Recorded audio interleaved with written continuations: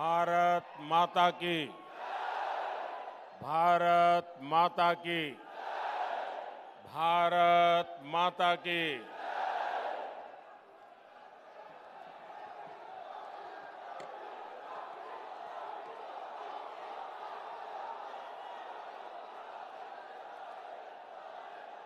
నా తెలంగాణ కుటుంబ సభ్యులందరికీ నమస్కారాలు। लोकसभा चुनाव का ऐलान हो चुका है। दुनिया का सबसे बड़ा लोकतंत्र का उत्सव प्रारंभ हो चुका है और 13 मई को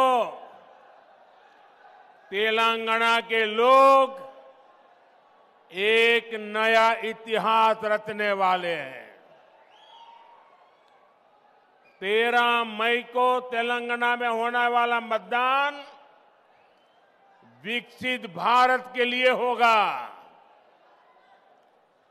और जब भारत विकसित होगा तो तेलंगाना भी विकसित होगा। यहां तेलंगाना में बीजेपी के लिए लगातार जन समर्थन बढ़ता ही जा रहा है। तेलंगाना का ये दृश्य, जगतियाल का ये जन सैलाब इसका प्रमाण है।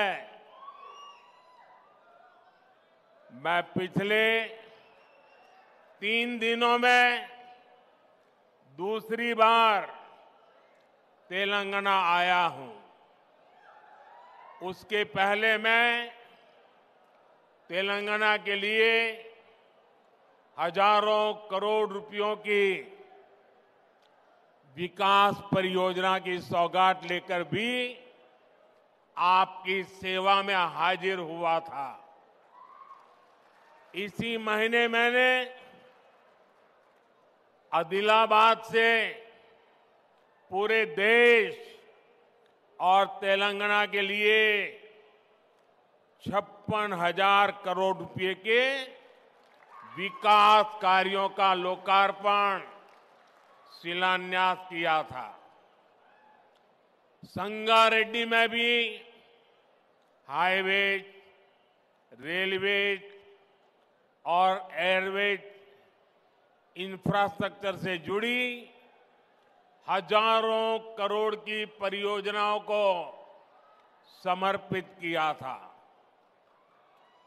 ये विकास आज तेलंगाना के हर इलाके में पहुंच रहा है। इसलिए तेलंगाना के कोने कोने में बीजेपी के लिए समर्थन बढ़ता ही जा रहा है। आपने देखा होगा, अभी मुझे मल्काजगिरी में भी जनता जनार्दन हम सबको अपना आशीर्वाद देने के लिए सड़कों पर उमड़ आई थी। जैसे जैसे 13 मई निकट आ रही है, वोटिंग का दिन करीब आ रहा है, तेलंगाना में बीजेपी की लहर कांग्रेस का, बीआरएस का सुपड़ा साफ कर देगी। और इसलिए आज पूरा देश कह रहा है, आज पूरा देश कह रहा है 4 जून को 400 पार। 4 जून को चुनाव के नतीजे आने वाले हैं और इसलिए लोग कह रहे हैं 4 जून को 4 जून को 4 जून को और तेलंगाना भी कह रहा है अब की बार विकसित भारत के लिए, विकसित तेलंगाना के लिए, तीसरी सबसे बड़ी इकोनॉमी के लिए, गरीब की उन्नति के लिए, किसान कल्याण के लिए, युवाओं को नए अवसर के लिए, महिला सशक्तिकरण के लिए, मजबूत भारत के लिए, आत्मनिर्भर भारत के लिए, समृद्ध भारत के लिए नाल्गो वन्नलो दाटाली बीजेपी की वोटू वैयाली। साथियों, तेलंगाना की ये धरती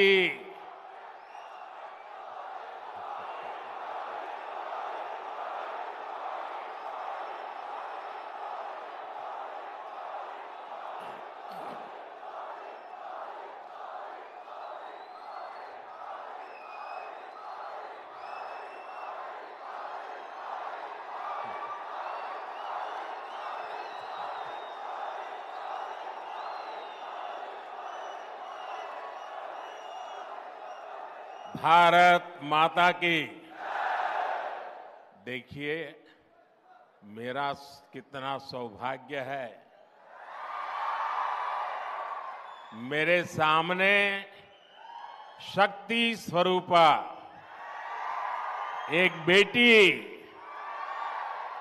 शक्ति का रूप धारण करके मुझे आशीर्वाद देने आई है। उधर भी एक बेटी देखिए शक्ति स्वरूपा बन के मुझे आशीर्वाद देने आई है, और इधर देखिए इतनी माताएं बहनें शक्ति स्वरूपा आज मोदी को आशीर्वाद दे रही है।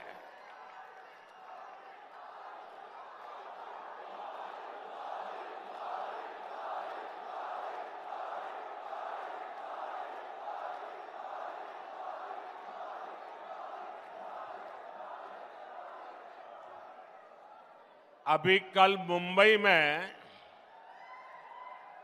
इंडी एलायंस की रैली थी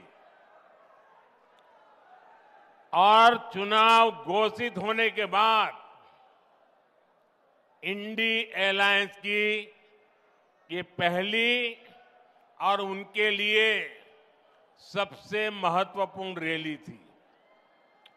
उस रैली में उन्होंने अपना घोषणा पत्र जाहिर किया और उनके पहले घोषणा पत्र का ऐलान क्या है? मुंबई के शिवाजी मैदान में जो छत्रपति शिवाजी महाराज कहते थे,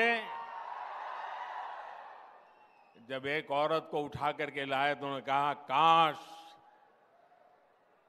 अगर तुम मेरी मां होती तो मैं भी तेरे जैसा सुंदर होता। ऐसा शिवाजी पार्क जहां से इंडी एलायंस ने अपनी घोषणा पत्र जाहिर किया और उन्होंने कहा है कि उनकी लड़ाई शक्ति के खिलाफ है। मेरे लिए हर मां शक्ति का रूप है, हर बेटी शक्ति का रूप है।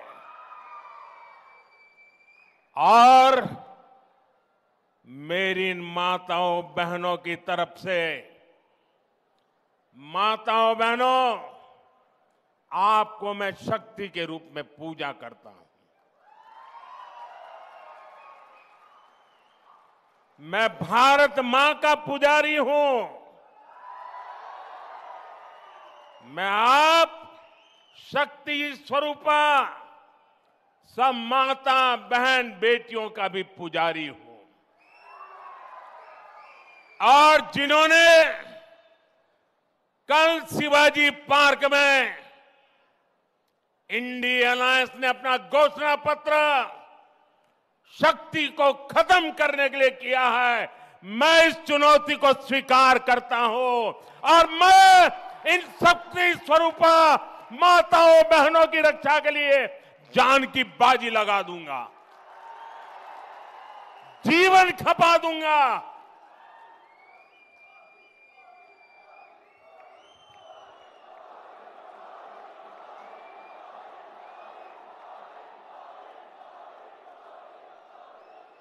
क्या भारत की धरती पर कोई शक्ति के विनाश की बात कर सकता है क्या?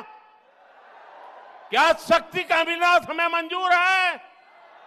हम सब शक्ति की आराधना करते हैं कि नहीं करते हैं? पूरा हिंदुस्तान शक्ति की आराधना करता है कि नहीं करता है? अरे हमने तो चंद्रयान की सफलता को भी किसको समर्पित किया? चंद्रयान की सफलता को भी, जहां चंद्रयान ने लैंड किया, हमने उस सफलता को भी शिव शक्ति नाम देकर के शिव शक्ति को समर्पित किया है। और ये लोग शक्ति के विनाश का बिगुल फूंक रहे हैं। माताएं बहनें, शक्ति स्वरूपा आप है। क्या ऐसे लोगों को शक्ति का विनाश करने के मौका देंगे क्या? मौका देंगे क्या? शक्ति का विनाश करने वालों का विनाश होना चाहिए कि नहीं होना चाहिए? शक्ति स्वरूपा माताओं की रक्षा होनी चाहिए कि नहीं होनी चाहिए? शक्ति के संस्कार की रक्षा होनी चाहिए कि नहीं होनी चाहिए? और इसलिए भाइयों बहनों, इंडिया अलायंस ने कल अपनी घोषणा जाहिर कर दी है। घोषणा पत्र उनका जाहिर हो गया है और इसलिए लड़ाई एक तरफ शक्ति के विनाश के लोग करने वाले लोग हैं, दूसरी तरफ शक्ति की पूजा करने वाले लोग हैं। मुकाबला 4 जून को हो जाएगा। कौन शक्ति का विनाश कर सकता है और कौन शक्ति के आशीर्वाद प्राप्त कर सकता है, इसका मुकाबला 4 जून को हो जाएगा।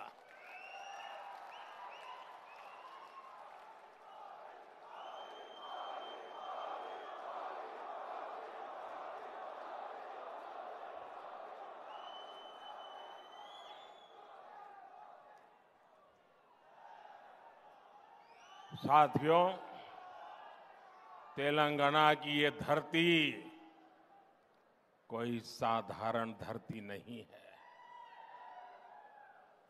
ये वो धरती है जिसने अंग्रेजों से संघर्ष किया, जो रजाकारों के अत्याचारों से लड़ाई लड़े।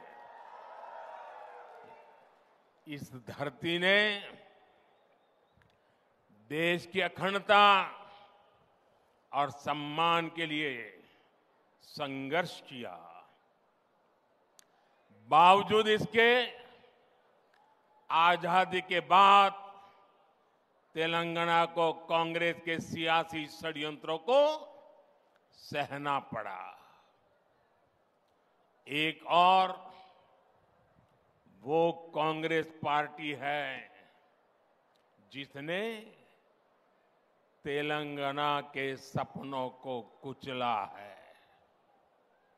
दूसरी ओर वो बीआरएस है जिसने यहां के लोगों की भावनाओं का इस्तेमाल किया, सत्ता पाई और बाद में जनता से विश्वासघात कर दिया। तेलंगाना का निर्माण के पहले 10 वर्षों तक बीआरएस ने पहले 10 साल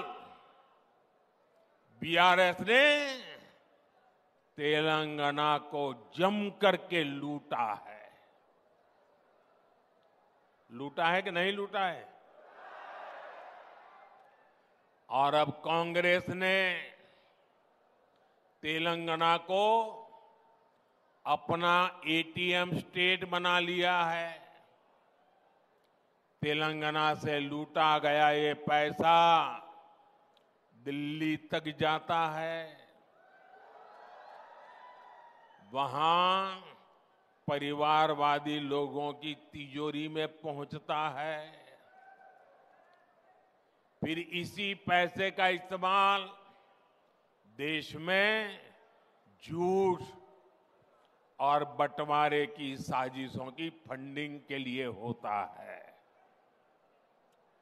और तेलंगाना के लोग जानते हैं, एक घोटालेबाज दूसरे घोटालेबाज पर कभी कार्रवाई नहीं कर सकता। इसलिए जो कांग्रेस पार्टी चुनाव के समय बीआरएस पर घोटालों का आरोप लगाती थी, आज वही कांग्रेस बीआरएस की फाइलों पर हाथ धरकर बैठ गई है। साथियों, बीआरएस और कांग्रेस की मिलीभगत कितनी जबरदस्त है, ये भी आज तेलंगाना के लोग देख रहे हैं। आज बीआरएस के घोटालों पर कांग्रेस की बोलती बंद हो गई है।